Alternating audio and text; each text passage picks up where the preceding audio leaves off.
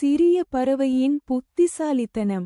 ஒரு சமயம் அமைதியான கிராமத்தில் ஒரு சிறிய பறவை வாழ்ந்தது. ஒவ்வொரு காலையும் அது பெரிய மாமரத்தில் அமர்ந்து இனிமையாக பாடும். கிராம மக்கள் அதன் குரலை கேட்டு மகிழ்ச்சியடைந்தார்கள். ஒரு கோடை காலத்தில் கடும் வெயில் வந்தது. குளங்கள் எல்லாம் வறண்டு போயின. விலங்குகள் தண்ணீர் தேடி தேடி தாகத்துடன் தவித்தன.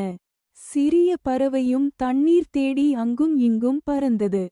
ஆனால் எங்கும் தண்ணீர் கிடைக்கவில்லை. இறுதியாக ஒரு குடிசை அருகில் ஒரு சிறிய பானை கண்ணில் பட்டது.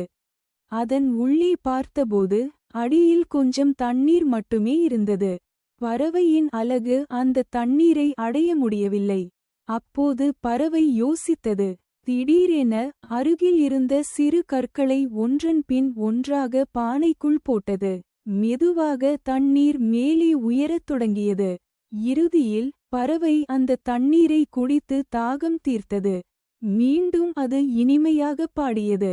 கதையின் நெறி: புத்திசாலித்தனம் இருந்தால் பிரச்சினைக்கு தீர்வு கிடைக்கும்.